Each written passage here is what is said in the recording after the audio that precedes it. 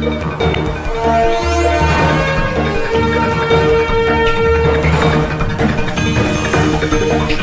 परिसरातील घडामोडी पाहण्यासाठी पाहत रहा आमची मुंबई न्यूज।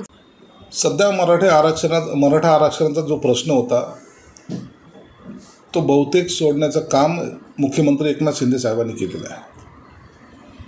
परंतु मराठा समाजाला आरक्षण देताना ओबीसीच्या आरक्षणाला कुठेही धक्का लावणार नाही अशी ग्वाही स्वतः मुख्यमंत्र्यांनी दिल्यामुळे इथे वाद होण्याचा कुठेही प्रश्न येत नाही। परंतु काही लोक आता मराठा समाजाला आरक्षण मिळालं म्हणून ओबीसी समाजावर अन्याय होतोय असं जे काही त्यांची भूमिका आहे, त्यातल्या त्यात माननीय मंत्री छगन भुजबळ साहेबांनी, जे ज्येष्ठ मंत्री आहेत, त्यांनी या मराठा आरक्षणाला एका अर्थानं विरोध दर्शवलेला आहे। आमची भूमिका स्पष्ट आहे, आम्ही ओबीसी आरक्षणाला कुठे धक्का लावू देणार नाही, लागणार नाही हे जेव्हा ठामपणे सांगतोय त्या टायमाला असं वक्तव्य करणं मला वाटतं चुकीचं आहे। तुम्ही मंत्री आहात, तुम्हाला मुख्यमंत्री असेल, उपमुख्यमंत्री असेल यांच्याशी कधीही संवाद तुम्ही साधू शकता किंवा तुम्हाला कॅबिनेटचे जे काय आहेत कॅबिनेटमध्ये या विषयावर तुम्ही चर्चा घडू शकता। परंतु दोन समाजामध्ये आपल्या स्टेटमेंटमुळं भांडणं लागतील असा कृपया प्रयत्न होऊ नये अशी आमची प्रामाणिक इच्छा आहे।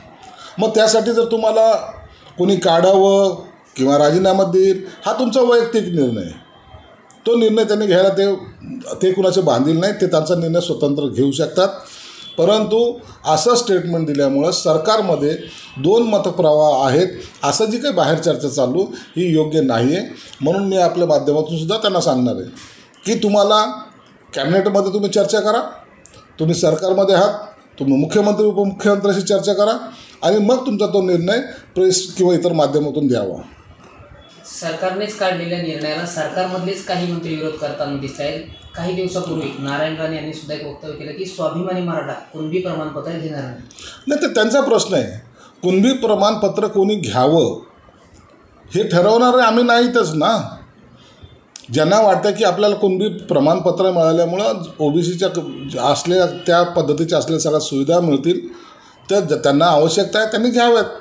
ज्यांना घ्यायच्या नसतील, ज्यांना आरक्षण नाकारायचं असेल त्यांना कुठेही आमची जबरदस्ती नाही, परंतु तो त्यांचा वैयक्तिक प्रश्न आहे, त्याचा आणि आरक्षणाचा काही संबंध नाही आहे। गरज पडल्यास राजकारणातून बाहेर पडेल असं भुजबळ म्हणतात। भुजबळ ज्येष्ठ राजकारणी आहेत, ज्येष्ठ सदस्य आहेत, त्यांचा जे अनुभव आहे, त्यांना काय निर्णय घ्यायचा तो त्यांनी घ्यावा।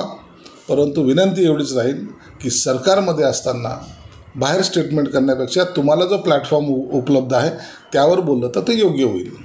आमची मुंबई, आवाज महाराष्ट्राचा। आमची मुंबई न्यूजला लाईक करा, शेअर करा, कमेंट करा आणि सबस्क्राईब करा।